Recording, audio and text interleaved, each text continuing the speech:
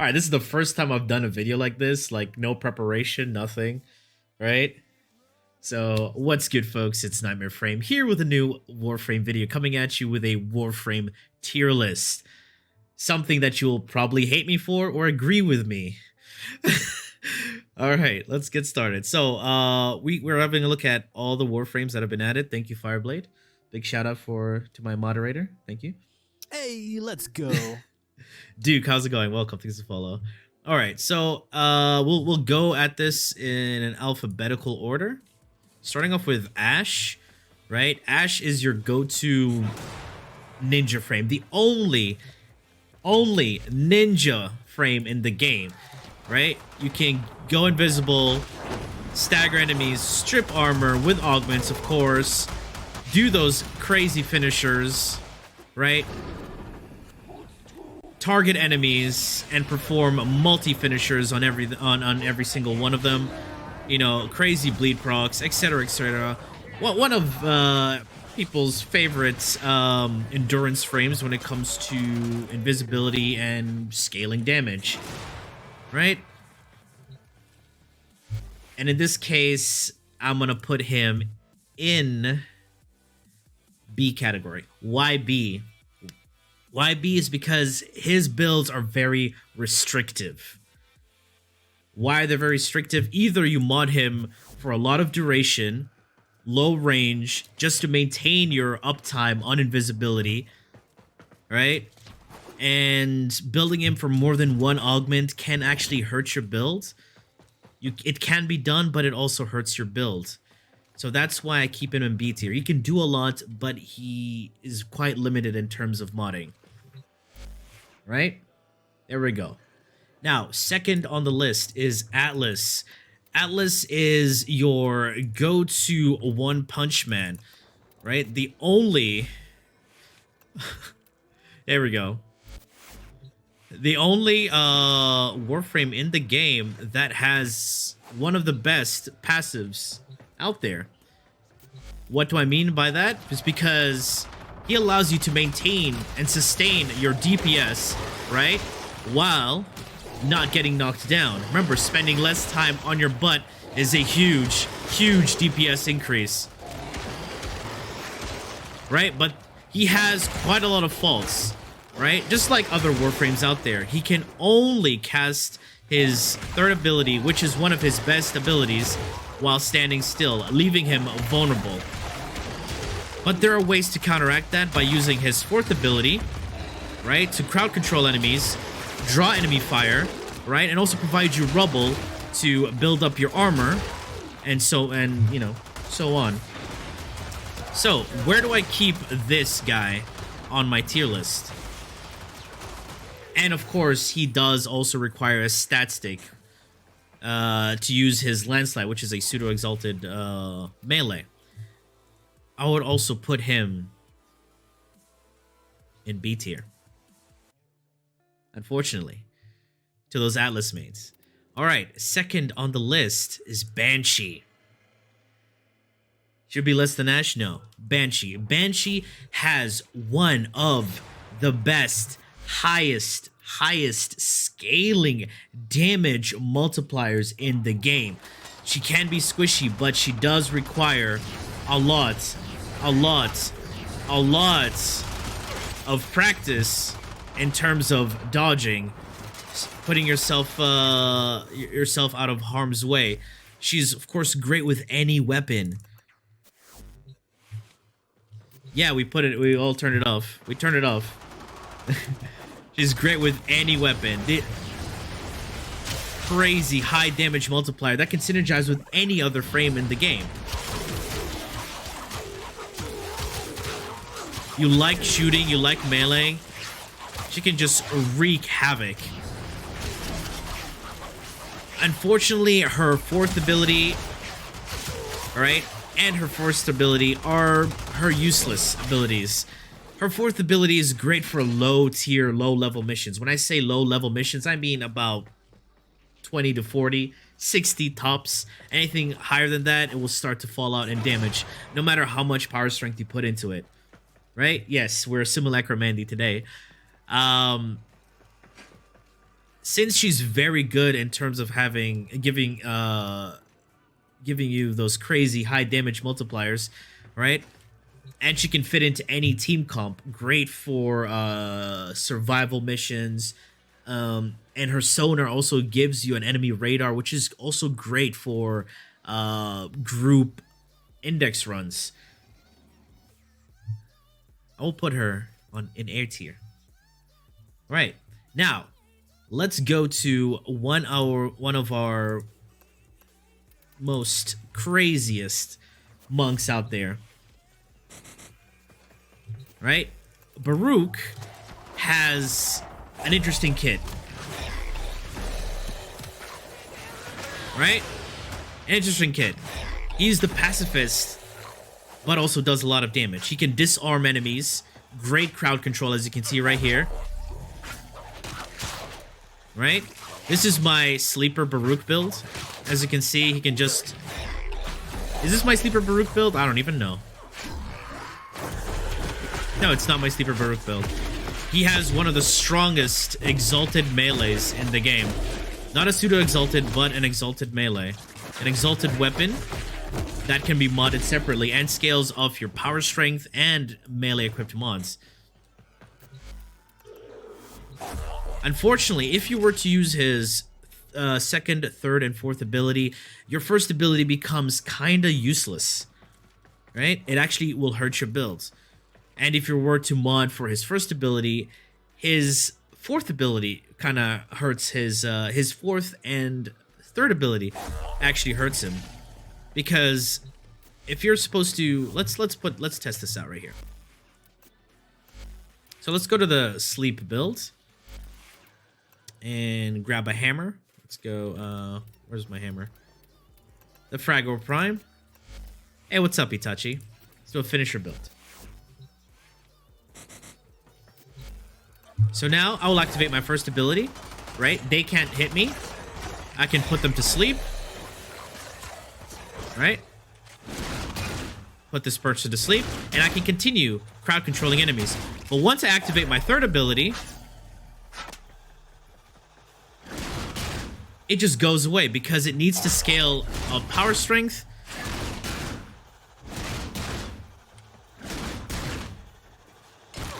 And there's no point in giving you that damage reduction if you're not getting hits. And with a lot of range, you tend to lose your daggers fairly quickly. Yes, hammers do have the highest finishers.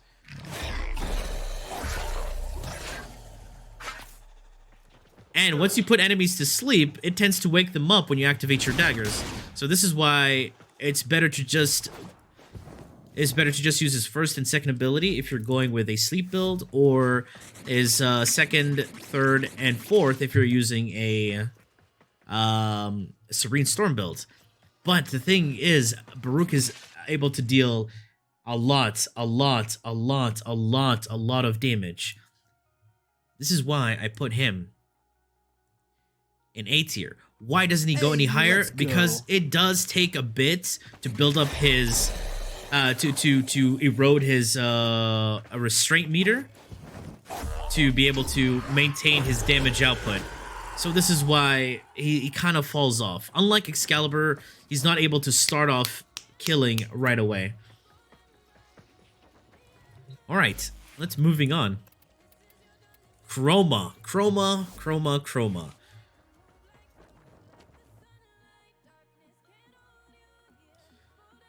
He's only good. He's only good for farming credits in Profit Taker. Done. Moving on. Let's go to Ember. Right? Ember. So, Ember is, after her rework, she became quite a fun frame. She's able to dish a lot of damage, strip armor, scales into high level content, right? Of course, with her new kit, let's run this through. So her new kit, boom, right? We proc that heat proc, and everybody, right, will have their armor start to be reduced.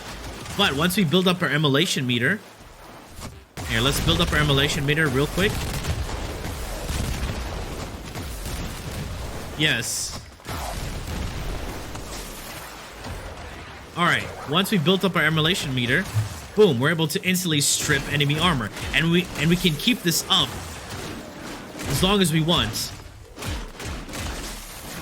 As long as you're able to maintain your emulation meter by not letting it run out, you're able to strip armor, deal crazy amounts of damage, right? And support your teammates, especially if you're using her fourth ability, Augment. Right? She's quite versatile, great for Eidolon hunts, as if you were to use her for her... here we go. Let's go with an Eidolon build. You'll be using the Fireball Frenzy Augment, building up heat damage with your one, combining it with an electric sniper, you get radiation, and you're just gonna deal shit tons of damage. Sorry, deal a lot of damage. So, do not underestimate Ember. She is very flexible. You can have several builds on her. Several builds on her. Alright, where would I put her? I would put her in A tier. Okay? Moving on to Equinox. Equinox, hold on, let's go with Equinox Prime, of course. Equinox. Very, very, very fun frame. Complicated to some because she has two forms. Switching between night and day will give her different abilities, right? A more aggressive playstyle with her day form, and a more tactical and supportive role in her night form, where you're able to crowd control, sleep enemies, and also heal your teammates in her night form, while also being able to do a lot of damage in your day form, and also buffing your teammates with power strength. Yes, she is one of the, I'll say, what, 2 frames in the game that can buff power strength. Not Rhino's Roar, but Equinox's Provoke can actually boost your allies' power strength. And in night form, she can slow them down. So, as you can see, switching between 2 forms, you're able to do a lot of things, all in one frame. So, Equinox goes into S tier.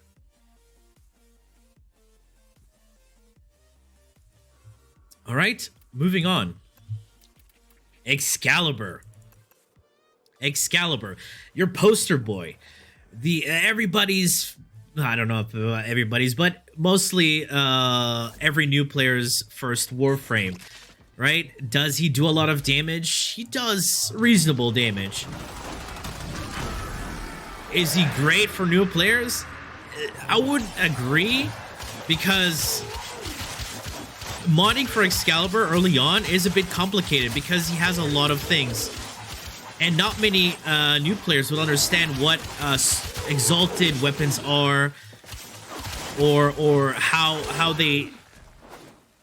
Sorry, not many new players will understand what exalted weapons are and how to mod them, because the first thing they'll get is a low-level frame. They won't even see their exalted blade till they hit rank 10. And then suddenly they go back to their arsenal when they hit rank 10 after finishing a mission. Then they see a new thing. Hey, let's go. Right? Yo, Said to deal, welcome. Welcome, thanks for follow. Right? He can be pretty flexible and pretty useful, depending on how you would mod him. There's 2 forms of Excalibur that you're able to get, the regular version and the Umbra version. Both do the same thing but have different passives. He's one of the best melee frames. There are others. He can do quite a lot, and he's fairly simple to mod. He does require some commitment, right? Hey, let's go. Yo, the Junk Infestor, welcome. Thanks for the follow. He does require some commitment, and his learning curve is pretty straightforward. So, what rank would I give him? I would give him B tier. Moving on to Frost. You forget easy shield gating in Equinox night and day? We'll get there. Alright, Frost. Frost is everybody's... Frost is everybody's go-to defense frame, but that's wrong. Frost can do a lot of things. Unfortunately, his abilities are outdated. It's 2021. Please, fix Frost. His abilities are quite outdated. For this fast-paced game, you do need something to keep you on the move. Right? He can slow down enemies with his 2, which is great and all, but he does require a rework, for the love of God.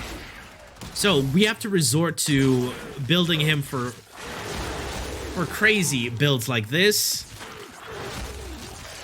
You know, manipulating true damage with his Ice Globe, or utilizing his 4th ability for that Juicy Freeze, right? Bringing in some more crowd control, but we don't need this gameplay anymore. We want something that can get us moving, kill fast, and not lock us into one spot. So for those who are thinking about locking, who are saying why are we locked in one spot, because if you play if you're playing Frost as a defense frame, you're just gonna sit in his globe and wait for things to come to you, which is a really boring playstyle. It is 2021. We want something new. We want something different. Rework his kit. And if you want to armor strip with him, you need 250% power strength just to get that 100% armor strip. And it only strips as long as they're frozen, which is kind of sad. There are other frames out there that can instantly strip armor without any effort at all, without modding them for crazy amounts of power strength. So Frost is quite outdated and needs let's say a spice up, right? So we're gonna put him in C tier. Moving on. Gara, right? Gara is quite a versatile frame. One of my favorite frames out there, right? And one of the 5 best tanks in the game. You too. Alright, so just like Atlas, Gara also has a pseudo-exalted weapon, meaning an ability that scales of weapon-equipped mods, but that's not an exalted weapon. Okay, so again, you do need a stat stick. Here, let's pause enemies. Yes. No matter how much you put into your stat stick, right? Her first ability won't do that much damage, regardless, right? But why do we use this stat stick? It's because it's used to build up. It's used to build up your Splinter Storm. As you look down here, right? The more we use our 4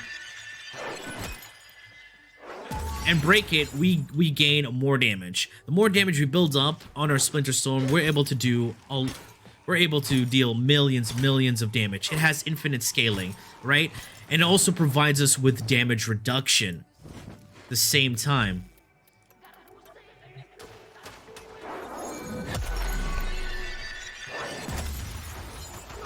Why would you reset it? See, we're able to tank quite a lot of damage. Of course, if you infuse a helmet ability, you're able to maintain your shields, and on top of that, when you activate her 4th ability, you go invulnerable for more added defenses. So, quite a beast, if you ask me.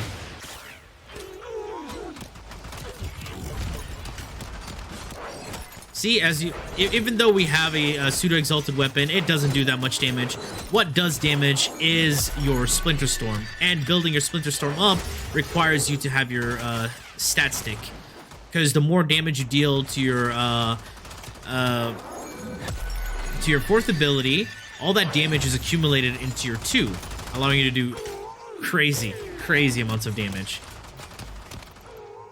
All right, where would I put Gara? A tier.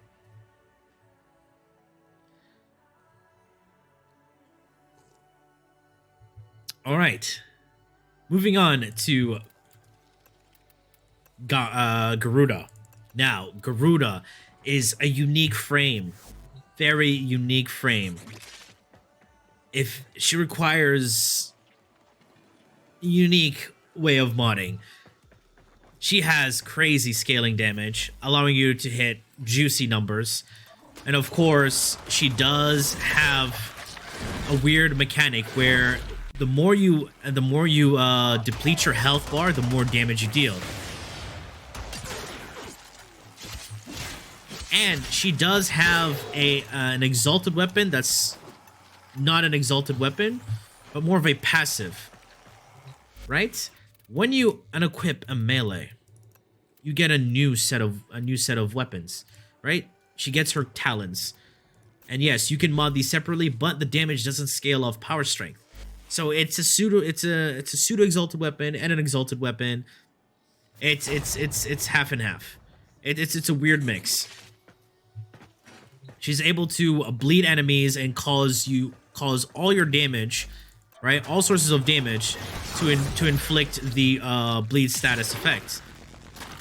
So even my Nucor, even though it doesn't have slash, look at all that bleed damage. And my Nucor has no damage mods, and I was able to kill this guy fairly easy. So just imagine on a properly modded weapon, combining your fourth ability and your passive. Let's test that out.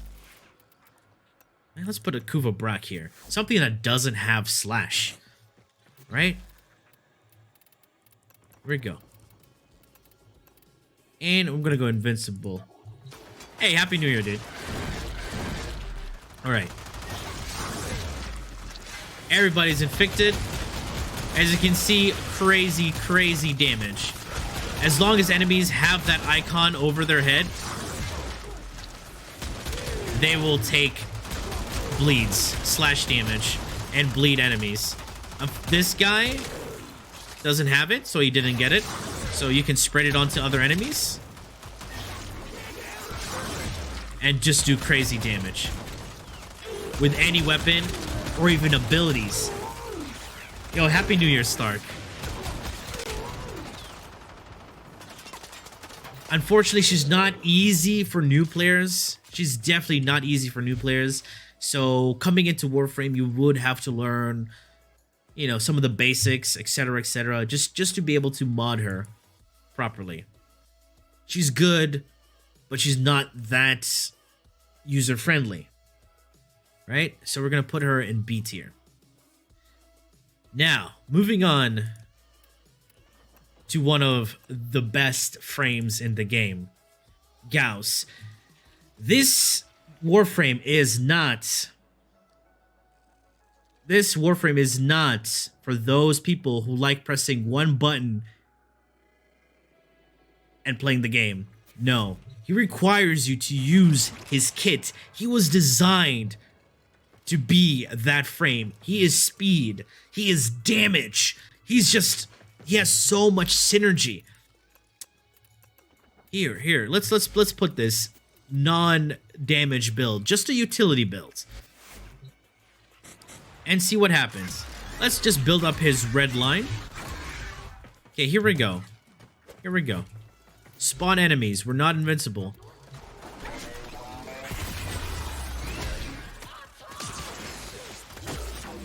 Look at that. Do not underestimate his third ability. I see some, okay, not some. I see a lot of people modding him for negative range, and that kills his kits. That low range is gonna hurt your red line buildup, right? And synergy. Look at this great crowd control. These guys are open for melee right now. And they can be armor stripped on top of that. We have 100% damage reductions towards IPS, heat, and cold. And blast as well. These guys can't do anything to me. If I had a weapon that can kill right now, I'll be demolishing these enemies with ease. They can't do anything to me. Here, let's quickly kill them and build up our red line meter.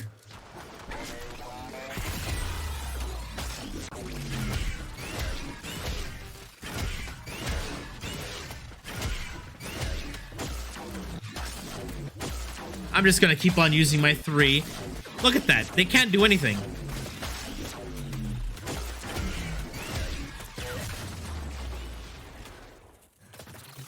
Right? They can't do anything. And here, they shoot at me. They can't even touch me. They can't even touch me. They're armor stripped. As long as I apply heat on them and use my 3rd ability, which procs cold, I can armor strip them. That blast proc with 100% redline meter, we can armor strip these enemies. Same thing if you hold your ability and proc the heat and then apply cold with your 3rd ability, you can also strip their armor.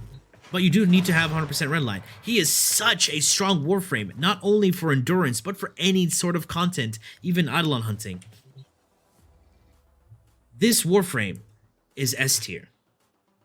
Anything under that will just like, I don't know, won't make sense. Gauss is S tier. We're done with that tier list. Moving on to Harrow. Right? Okay, the reason why I put Grendel as garbage is because, for one, his abilities contradict his kit. That's all I have to say. Like, moving on. Harrow. Harrow is everybody's go-to starter Warframe when it comes to Eidolon hunts, because he can press 4, negate damage, right? And also buff your teammates and yourself, of course, with critical chance, allowing to hit crazy numbers. If you haven't seen some crazy Eidolon hunts out there, you would see most of them would, rely on that increase in critical chance. 200% on that headshot is crazy damage. Let's just say there. But that's not all he does. That's not all he does. He can actually support your teammate, but unfortunately, right, he's quite selfish when it comes to support. He needs to be doing the killing for for allies to gain energy. He needs to do the killing to heal enemies. So I feel like if they change this, if DE changes this, any ally within this aura, if they do kill, they would get like 50% of the buff.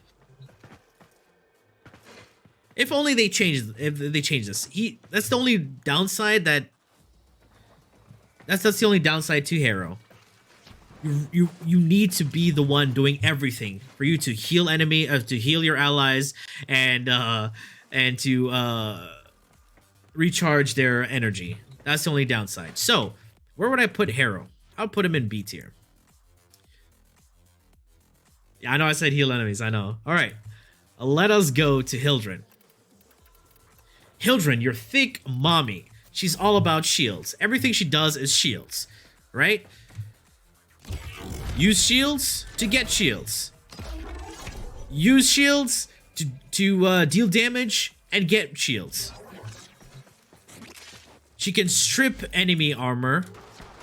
Also grant everyone over shields, while also dealing a ton of damage. But what makes Hildryn very bad is her 4th ability. It's like Frost all over again. It's slow, and it can get you killed. Secondly, once you deactivate it, you're stuck in this animation. No matter what you do,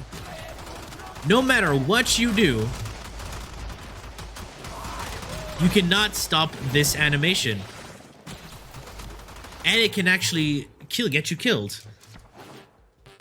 Let's regain our shields. Activating this ability, deactivating, you're stuck. You can't even animation cancel this. Secondly, her 1st ability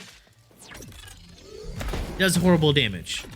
You need so many buffs just to do damage with it. Her most useless abilities are her 1st and 4th ability. And if they were to change, that will bump Hildryn up. But right now, she's in C tier. Right, let's move on to Hydroid.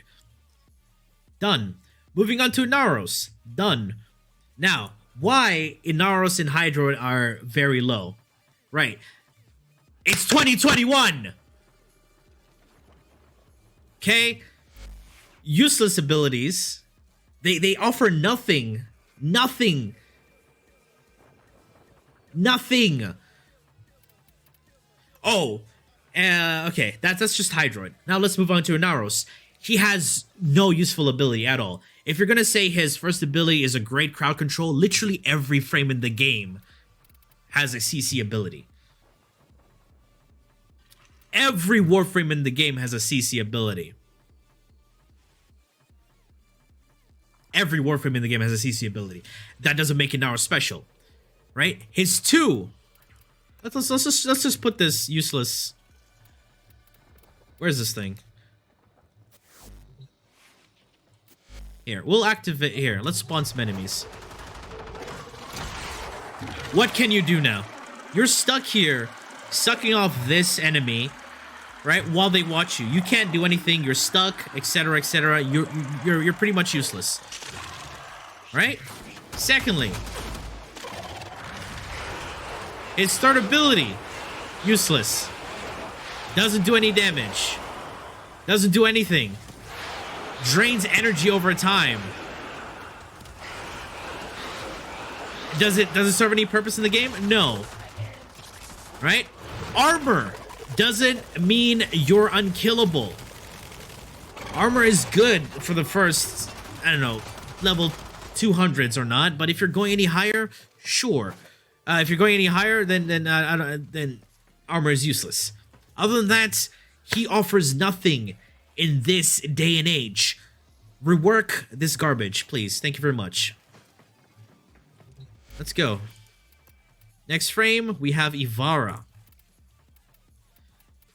Now, Ivara, an amazing frame. An amazing frame. Right?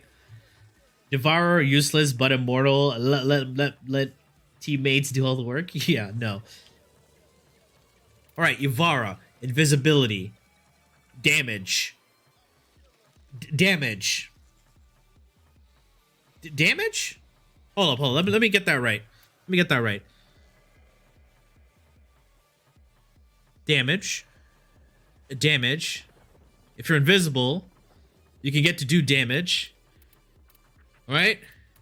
Hold up. Damage, right? Navigator. Damage, right?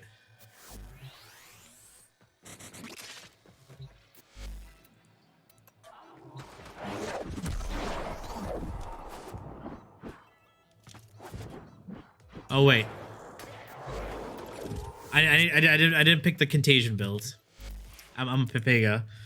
There we go. Contagion. There we go. There we go. Contagion build. Sorry.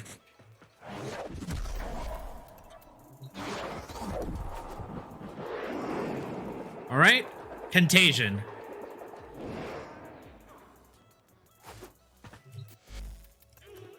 Damage. S tier. Khora.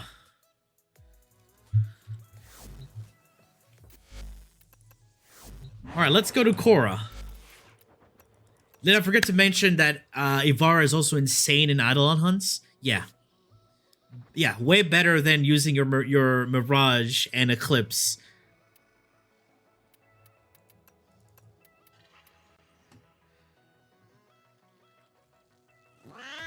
You know how I love damage, right? And this is why, right? Because damage is just sexy. All right, let's go to Khora. Actually, you know what? Let's just we can. You know what? No, here. Let's go to our stats thing. Khora is right now the third Warframe when it comes to pseudo-exalted weapons that we're talking about. Right? When I say pseudo-exalted weapons, I'm again her ability will scale off melee-equipped mods and power strength. And it's not an ability that you can mod. It's an ability that you mod separately using a stat stick. Now, for those who are asking what is a stat stick, it's just a vessel to put mods in. The weapon doesn't matter. Only the mods matter. legit weapon doesn't matter. Just the mods. Why the mods? Because for one, the weapon can have a high Revenant disposition, so then you can get a decent mod. Sorry, a decent Revenant disposition with a lot of damage. So again, the weapon doesn't matter, just the mods, right? She has great crowd control. Look at this. Completely incapacitated. Completely incapacitated. They're just open. And now if I whip them, they take a multiplicative damage from my whip claw. That's right, multiplicative damage. You want more crowd control? Here, more crowd control. They can't touch me again. My damage is distributed to all of these enemies. I'm not even at a high combo counter. I'm only at 5 combo counter. They're dead already. One person alive, or are they all dead? No, they're all dead.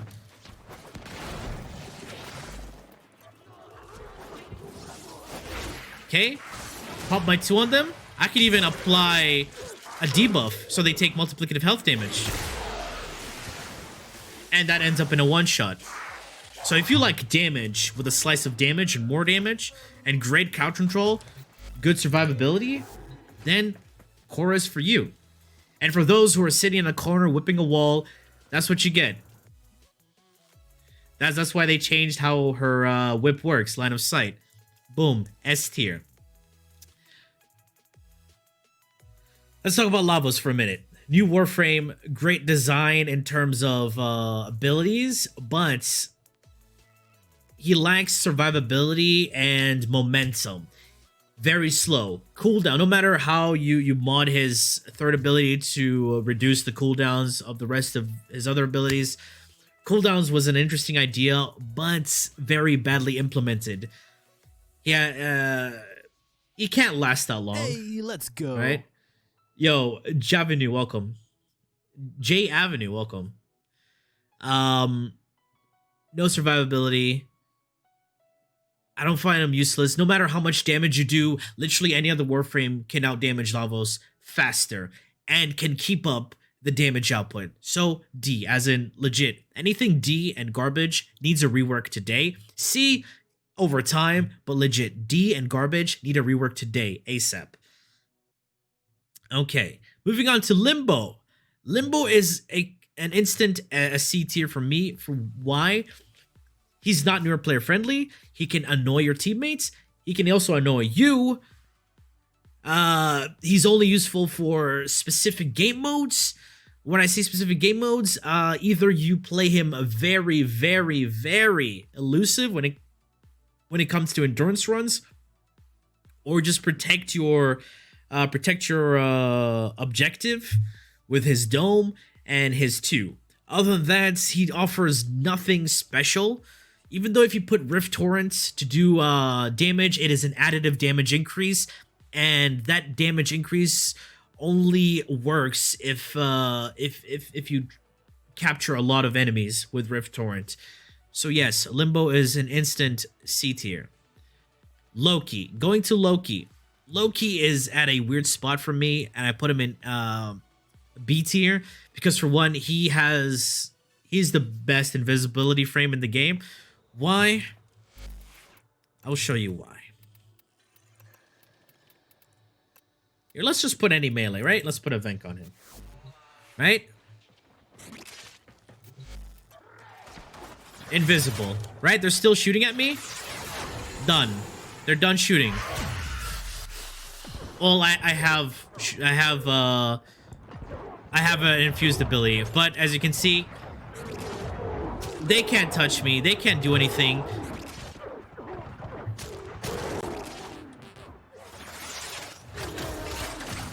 I can be mobile. I can go anywhere. I can be very fast. But the only downside is that his first ability is quite useless. Right? If Decoy scaled off duration, and no, conditional ability doesn't work with Khora. If only his first ability, Decoy, scaled off duration, he would be S tier. You heard me. If his first ability, Decoy, scaled off duration rather than power strength and health, or he would legit be S tier. He is invisible. He can disarm enemies permanently. He would legit be S tier if they only changed how his first ability worked. His third ability is kind of iffy, but it has some use. But the only thing holding him back is his first ability. So that's why he's B tier for me. Going to Mag. This is a simple S tier right here. Like, you don't need to think about this. Simple. S tier. It's that simple. It's that simple. Here, let's just put a Jakusar, whatever. Simple. Now you're gonna wonder why is it S tier?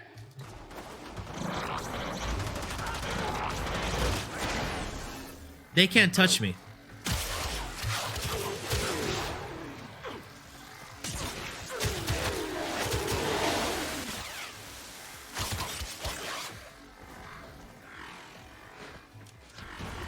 That's it. That's it.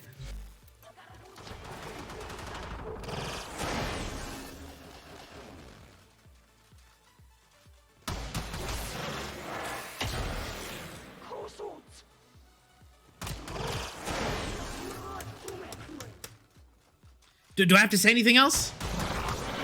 You have to say anything else? That's Mag, pretty much. Infinite shield gating.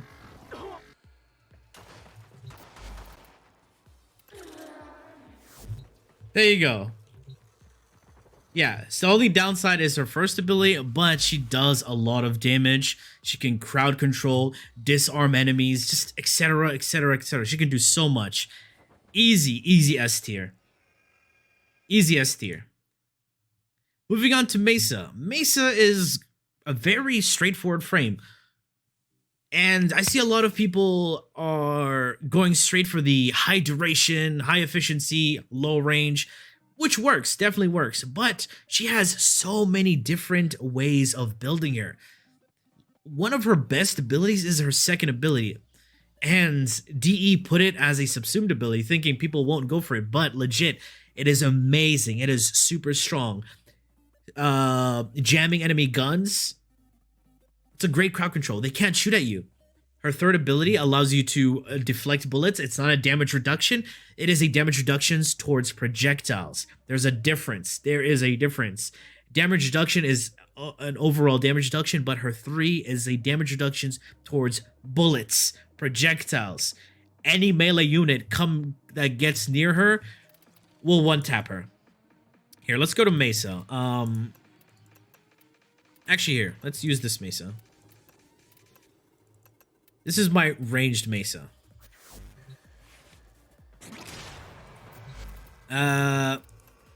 Butcher. So here. Okay. Our third ability, damage reduction, right? Look at my health. That's not damage reduction. That's only damage reduction towards bullets. Bullets. But she has a great an exalted weapon. This is the second secondary exalted weapon in the game. Well, her and Hildryn, allowing you to do crazy damage, but it does start to fall off at higher levels, which is unfortunate. No matter how much you want her to scale, she doesn't scale that well. So she's very good for mid-tier and semi-high levels. So she's an instant B tier for me. Mirage was the best profit taker speedrunner frame until subsuming abilities became a thing. She's all about damage, and a lot of people confuse her buff. Eclipse is not a damage buff, it is a weapon damage multiplier, which is calculated after your weapon's total damage. So just know that, guys. This is a damage weapon buff, not and overall damage buff. She's all about massive damage. So if you love damage, again, take a shot every time you hear me saying damage, because we're going to be doing that quite a lot, right? She's all about damage. Her second ability is great with the augment. Her first ability allows you to have another instance of damage with weapons. So her fourth ability is her most useless ability, but she does require a very strict modding style. If you were to build her 2, her 3 becomes useless. Right? If you were to mod for her 1 and 3, her 2 becomes useless. So it's a 50-50 between A and B. If she was able to build her 3 abilities with ease, she will be S tier right away. And if her 3 actually buffed other sources of damage, instant S tier. But unfortunately, I'm gonna have to put her in B tier. Yo, Happy New Year. Moving on to Nekros. Nekros is your go-to loot frame. I would say he's the support loot frame along with Khora if you're gonna go farming. Using his Desecrate. It doesn't need much sense in modding. Just put some range, some health, equilibrium, and sit in a corner. That's pretty much all you have to do when it comes to looting. But when it comes to tanking, he can do so much, but so little at the same time, because damage reduction is nice, but at high levels of gameplay, damage reduction is not going to save you, because 10% of a massive number is still a lot of damage. So he's going to be C tier for me. Moving on to Nezha. Nezha is, I would say, one of the best designed Warframes after the rework. Let's go to Nezha. His Prime was just released. He's very deadly, right? He's easily accessible. Once you join a clan, you can go to the Tenor Research Lab, buy his blueprint, craft him. He has crowd control. He has crowd control immunity, status immunity, more crowd control, damage, a damage multiplier. He can clear status effects from allies. Like, is this legal? Instant S tier. When was Nezha reworked? A long time ago. The Nezha you know now wasn't the Nezha you knew, like, what, 2 years ago? Instant S tier for this frame. Here. Now we're at Nidus. What can I say about Nidus? Nidus is something else. Nidus is something else. Nidus is something else. How do you explain Nidus? Oh, I got a phrase. Oh no. Anyway, that's Nidus. That's pretty much Nidus. Crowd control, scaling damage, damage redirection, not damage reduction, redirection, healing, and just health gating. Unlike Inaros, Nidus has health gating. Nidus build exclamation Nidus. Oh wait, these are just butchers. All right, let's put some bad boys here.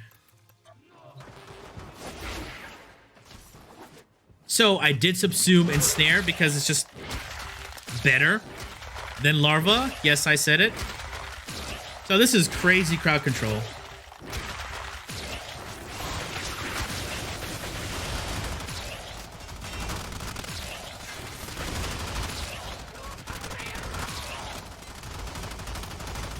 Oh no! Anyway, did you get it now? Did you get it now? Do you understand?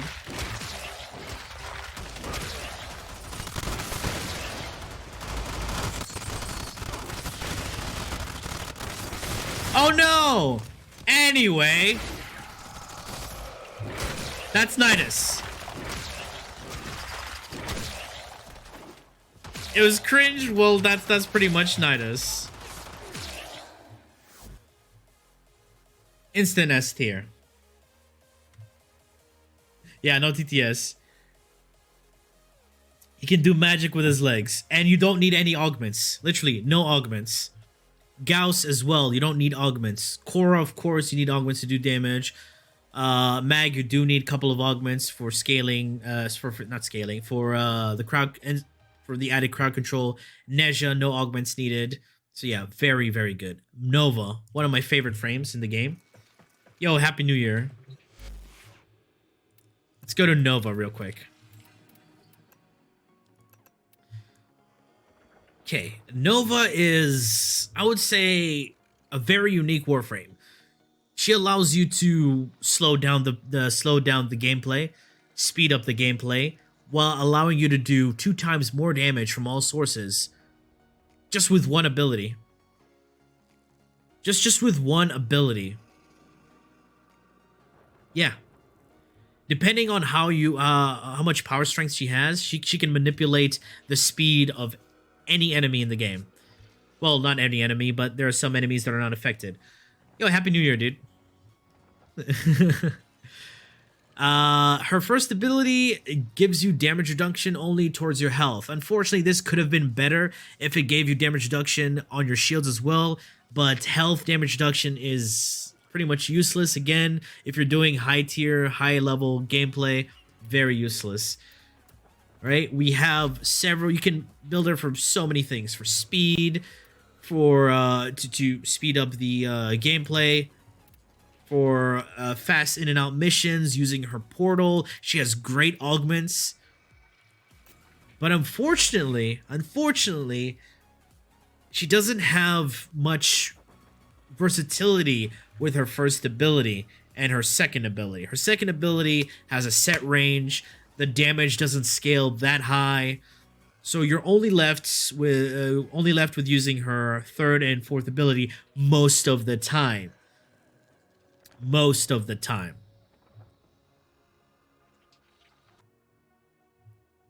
All right, so she falls in B tier. B's not bad. B is just, average. Okay. Moving on to Nyx. Nyx. A lot of people hate Nyx. Well, she does have crappy abilities. When I say crappy abilities, meaning her first and fourth ability are her useless abilities.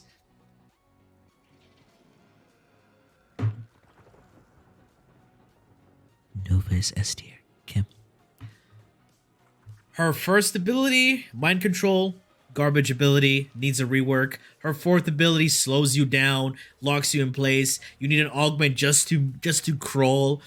It slows down gameplay. It's 2021. We need a change, right? But her third ability is god tier when it comes to crowd control. Her second ability, a crazy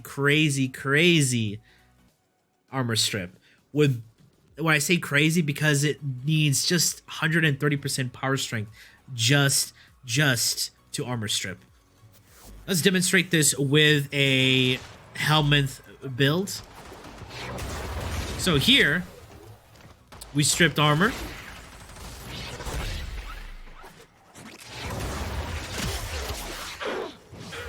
I'm using corrosive on my melee. Didn't see that. Whoops, I got stuck. So, strip armor, easy kill. They're literally open for murder. So let's put something that's not corrosive here, real quick. What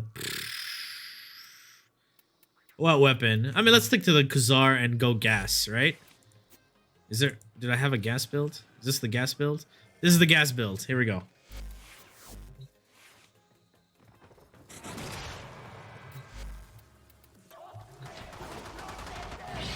So here, crowd control. They'll be shooting each other. They can't touch me. As long as you're not close to them, right? they won't touch you. So don't get caught in the crossfire.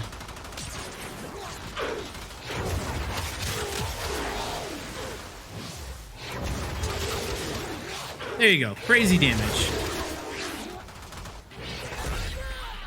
Armor strip. Kill. Hey, let's go. Yo, FR Quimwin, welcome. Thanks for the follow. Alright, where would Nyx follow? Unfortunately, B tier. Because her first and fourth ability are quite useless. You don't understand anything? No worries. Moving on to Oberon. Oberon, unfortunately, I'll have to put him in C tier.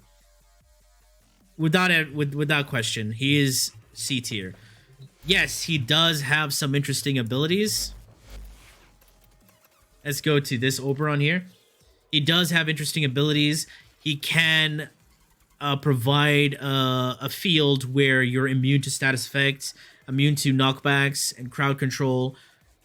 He can heal, but then his healing is quite slow, not that great.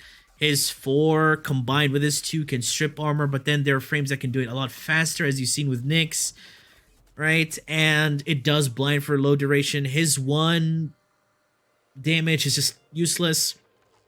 So he needs a buff.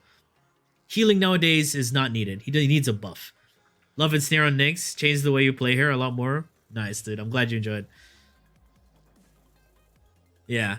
So if you're doing any high level content, his healing is quite useless. There are other frames that can heal way faster and more efficiently without the effort that's needed, right? And then again, armor is also not that great. So he's an instant C tier for me, let's go. Unfortunately.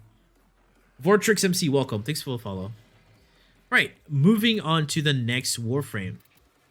And that's Octavia. Yeah, don't mind the other Octavia. What can I say about Octavia? She's very strong. She's very strong. But she requires a specific playstyle. Yes, she has crazy high scaling damage, right? But then you need that control key, right? You need that control key. Stay invisible. Pop your 1. Pop your 4. Keep pressing that control key. If people like that sort of gameplay, then hey, power to you. But yeah, we can kill them very fast. That's all good and all that. But then again, you're just stuck to a certain playstyle. That's why I only prefer using my Octavia for Eidolon hunts. So unfortunately, I would put her S, but she's A tier. She does a lot of damage. I cannot deny that. She has great utility. Her third ability gives you several buffs. Her fourth ability gives you an additive weapon damage buff. Her 1 has crazy scaling that pairs well with her fourth ability. Her 2 has great crowd control, but it's not used well with her kit. I think her 2 just falls off when you combine her 1 and 2 with her 1 and her second ability, because that can get you killed. Remember, crossfire on the mallet can also get you killed.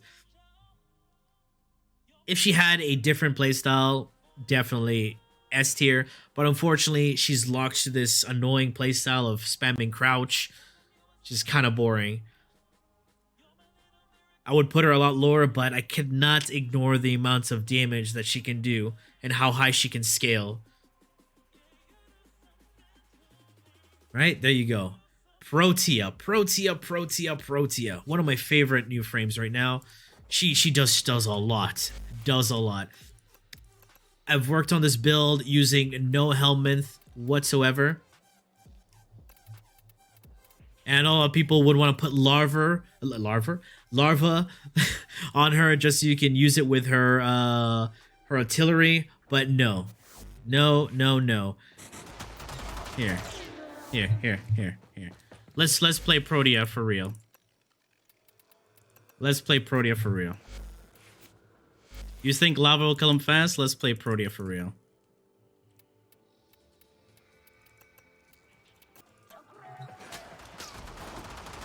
Right?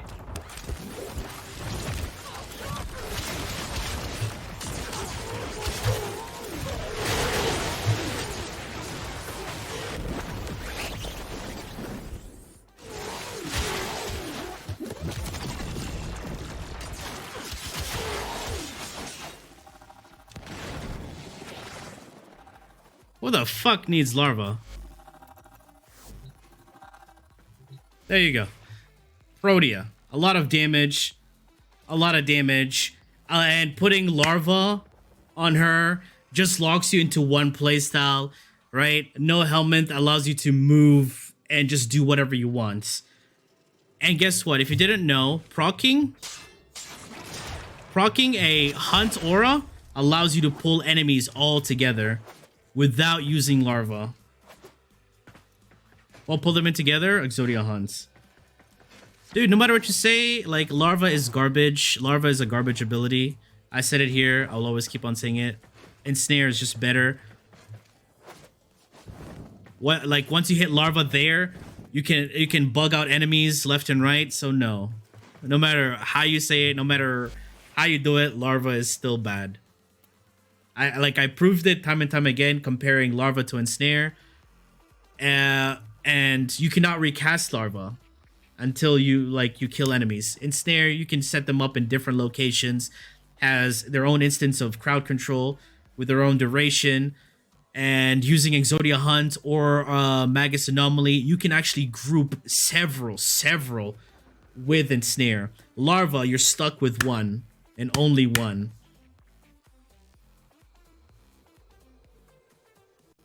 There you go. So again, larva is bad. There you go. So where would you put Protea? For me, I love her gameplay. Hey, let's go. She's powerful, S tier.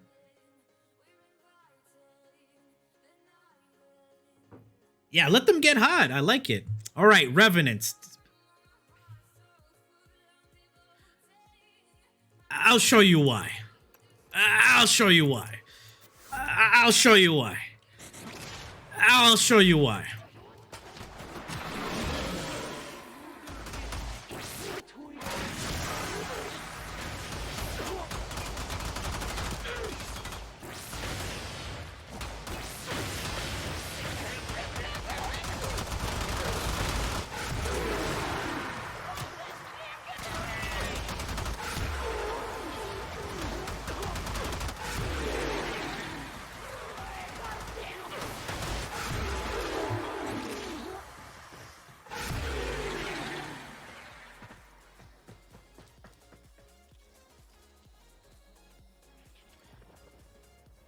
Do I need to say more? Do I need to say more? Do I need to talk? Or did that say everything?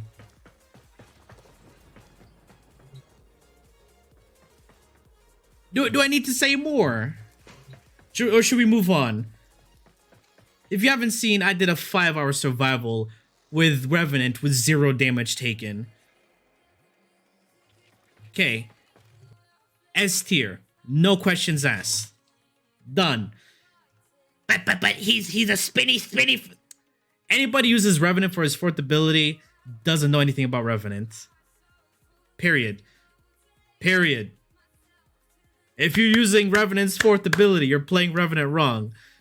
But I want to play it my way. Okay, play your way, but you're playing Revenant wrong. Simple. All right, Rhino.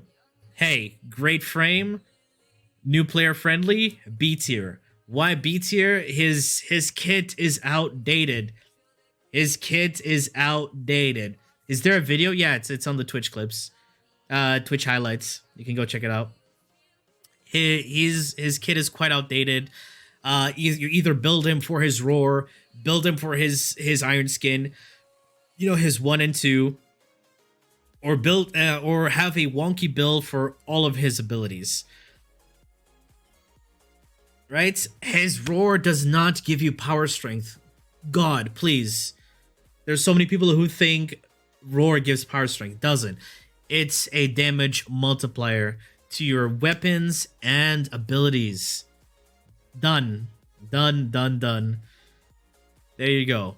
He's a great new player friendly. He's quite tanky. He can go on for a while. Great crowd control with his stomp, with his charge. His roar just buffs everybody in the team. And his 2 allows him to survive a lot longer. And now with shield gating, that gives him an extra layer of survivability.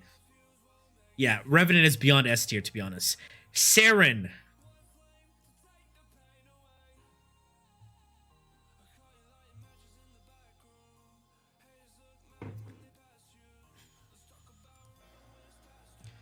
Saryn! Alright, this is my normal Saryn. Saryn! Which Saryn?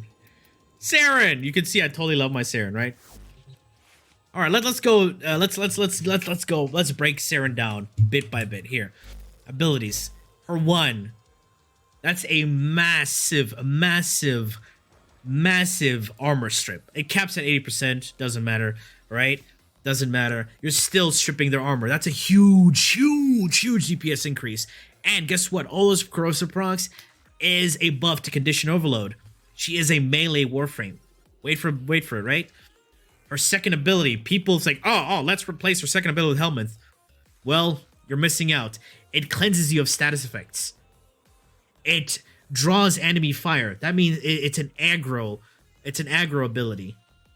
Secondly, when it breaks, when it explodes, it deals AoE toxin damage, which allows you to spread spores even more. Hey, let's go. And it also increases your movement speed when you activate it. So it allows you to just do so much with just one ability. Hey, let's go. Yo, Antro Malus and Twit Band again. Welcome on in. Thanks for the follow. Right? And it allows you to get a nice instance of another shield gate if you're running Decaying Dragon Key and Brief Respite or any Augur Bonds.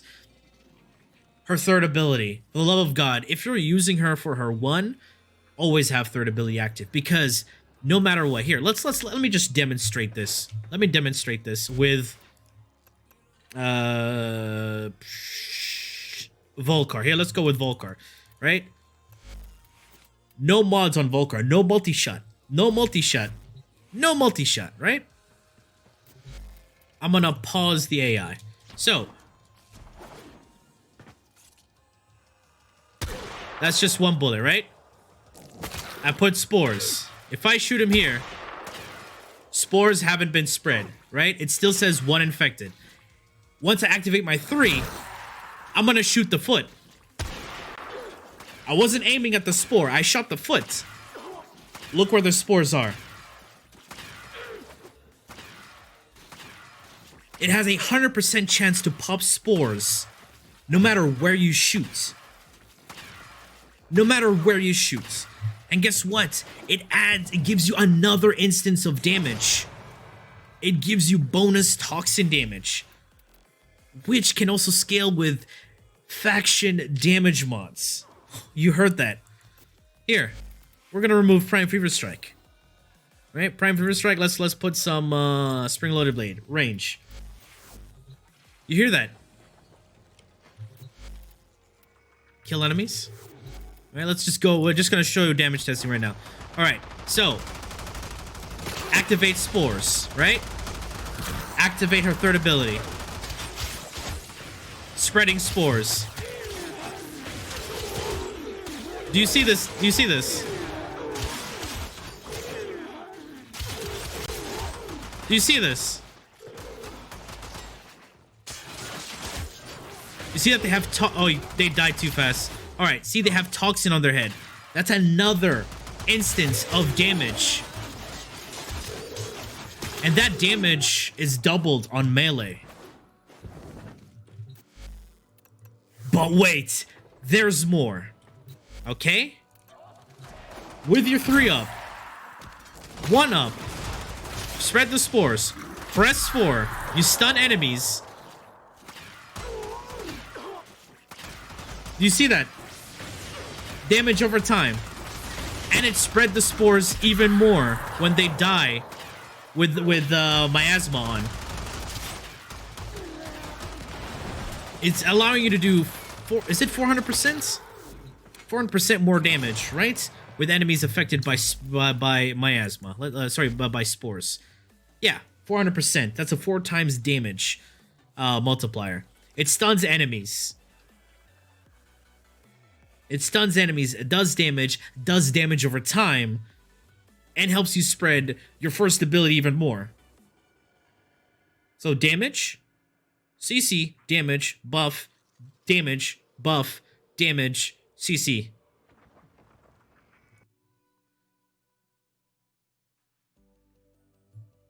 Need I say more? So, what's her passive? Increasing status duration. So yeah. Status effects last longer.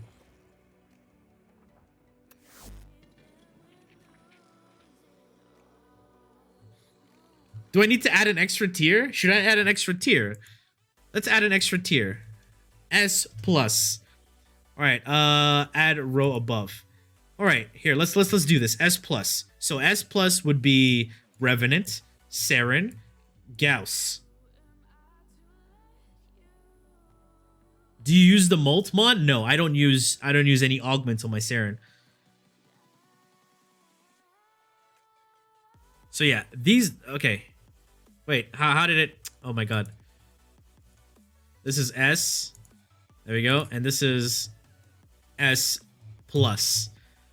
There we go. And color, let's add it red.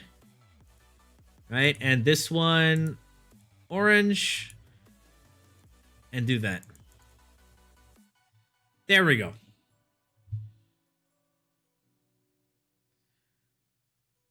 There we go. You should highlight this section of the stream and add a new command.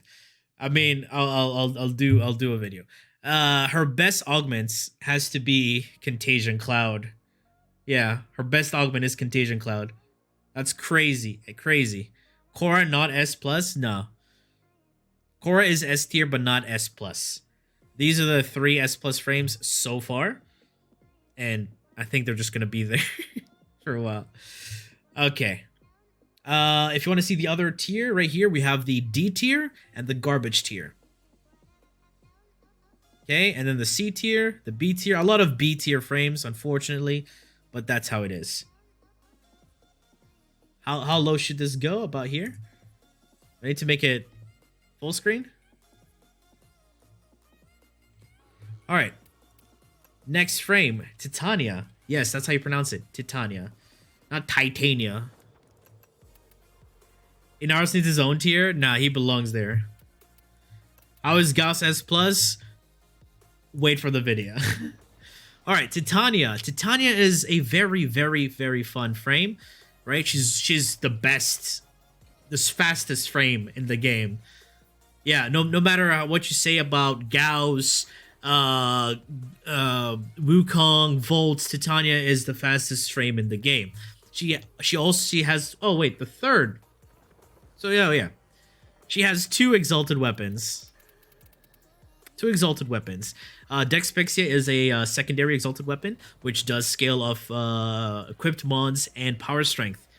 Secondly, her Dexpexia, her useless exalted weapon that you should never bother using until they rework this ability. DE? Yeah. Okay. And now, her kit allows you to have great crowd control, great buffs, status immunity, status cleansing, right? Is it status cleansing or immunity? I forgot. Status immunity. My bad. Dual Karas or Krokor. Use whatever you enjoy. Unfortunately, using her augment makes her too fast to control, but it is an amazing augment. It's a massive DPS increase. Her third ability is another extra layer of CC. Her first ability is another crowd control. Her second ability allows some utility and crowd control. Her fourth ability is her damaging ability, but it does lock you into this Arcwing mode. So you need to use her Spellbind so you can avoid those annoying staggers. That's the only downside. But other than that, she does quite a lot of damage. She's great in Eidolon hunts. She's great in capture missions. She's great in any game mode. She is a definite A tier for me. Moving on to Trinity. But you only use 2? I use them all, like just for fun. All right, going to Trinity. Trinity is your end-all, be-all, best support in the game. No matter what you say, she is the epitome of supports. She offers you overshields. She heals you. She gives you damage reduction. Did you hear that? She heals, shield gates, damage reduction with one ability. One ability. Then she can heal you. She can regenerate your energy. And in the meantime, while she's doing that, she can also become unkillable using her Link and her Bless. Let's demonstrate this. Is this my Trinity that I'm using? All right, here we go.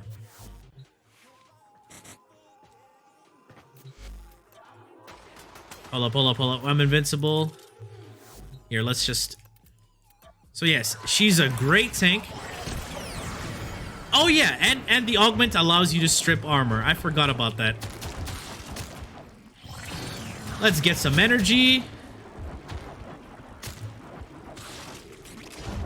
You just need one tether to get all that damage reduction and status immunity with her second ability. Sorry, her third ability.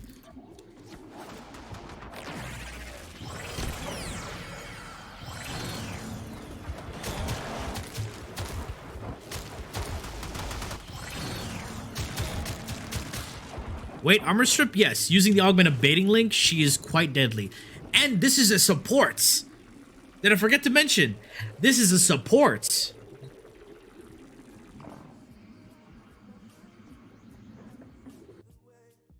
This is simple S tier right here. No questions asked. Immediate S tier. Yes, it is Master of Baiting Link. Do you still have the same build for Saryn on your old video? It's not really an old video, but it's recent. Now, Valkyr, C tier. Why? Her first ability is garbage. Her second ability is what everybody uses her for. Her third ability is garbage. Her fourth ability is wonky. Very wonky. That's about it. Does she do damage? You can. But there are other frames out there that can do so much more than Valkyr. Right? So, no need to show that. And Vauban. Vauban, what can I say about Vauban? Right? Vauban is instant A tier. Why? For one, great crowd control. Armor strip. Great crowd control. His third ability is useless, but what can I say? He did have a decent rework.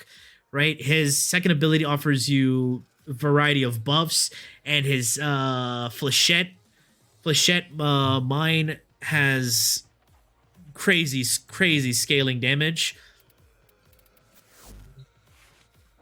Oh wait, here we go, Flechette Orb. So, get all these guys here.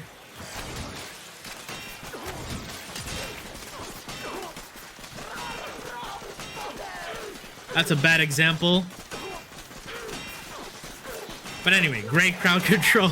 Let's redo that. That was a bad example. Alright. Yeah, it was a massive word, yeah. Hold up. There we go.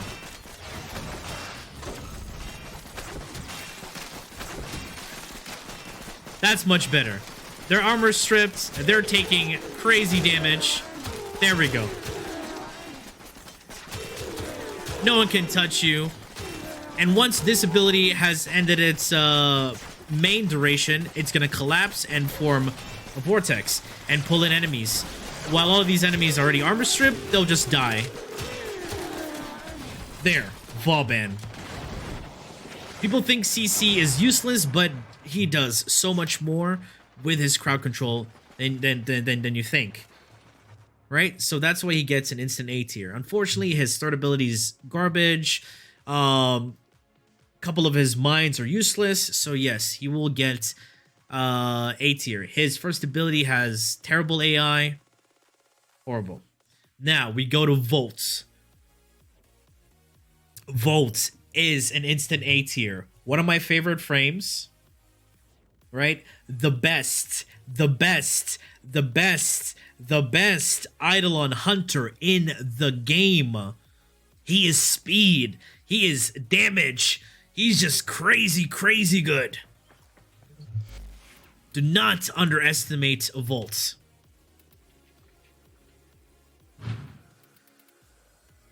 I have... Hold on, 1 second.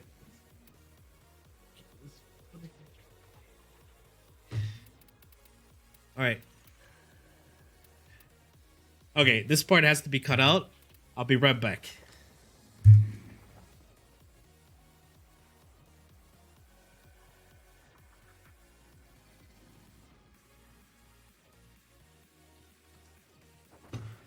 I got food. I got food.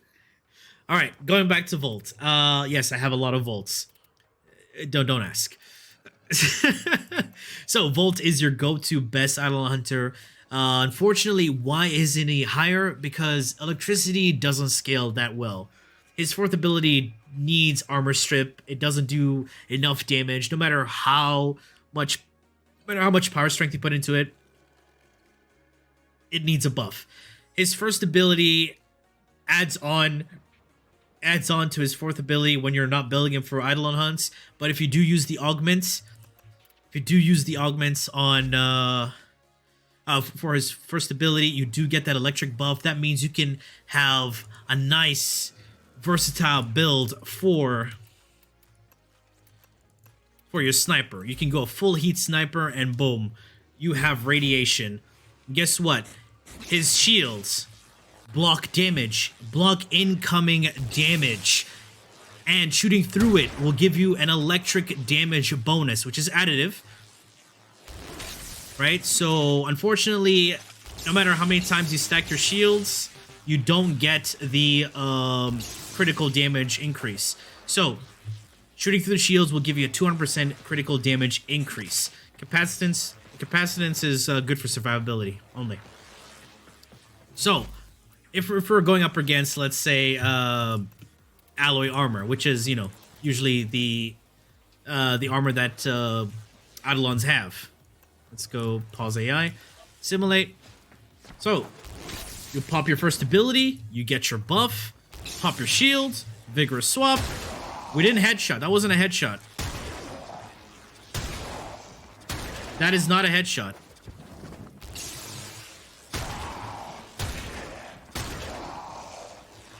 Yeah, and his second ability gives you speed, which carries over to your Arcwing. So you can move around the planes of Eidolon even faster. So this is why he is the best Eidolon hunting frame. He can buff yourself, your weapons, your operator's damage, your gun damage. That's not a headshot, by the way.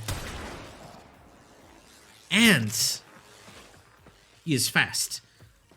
So if you were to do Eidolon hunts with him, and you want to replace his fourth ability because that doesn't affect the Eidolons, replace his fourth. If you replace his two, that's very dumb. Don't do that. Don't replace his second ability. His second ability just does so much more than his fourth in an Eidolon hunt situation. Right? He's fast. He has great damage. Simple as that. That's why he deserves A tier. But unfortunately, electricity doesn't do the amount of damage that other elements do, so he's stuck in A tier. He would have been a definite S tier, but unfortunately, no. Wisp.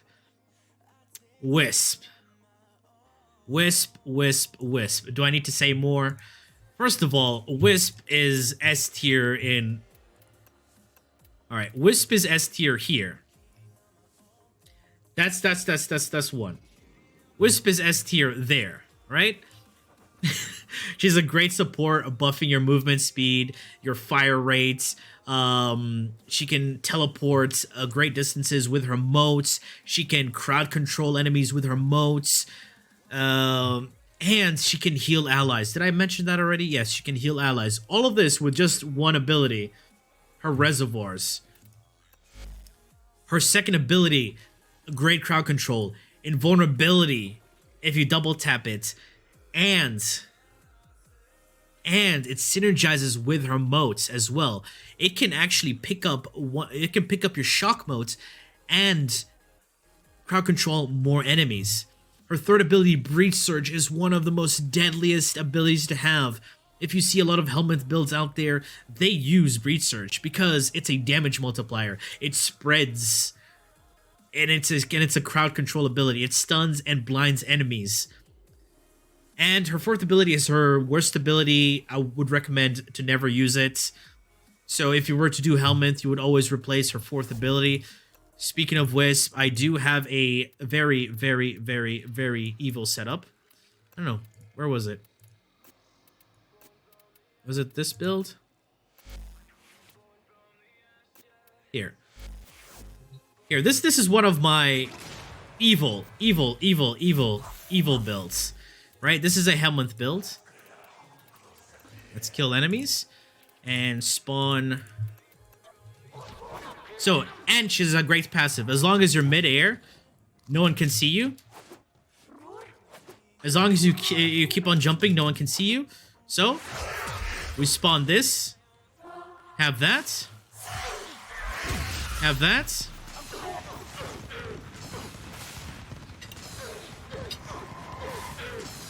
And you can sit here and have your lunch.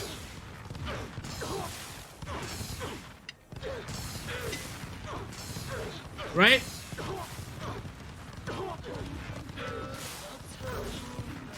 Wisp.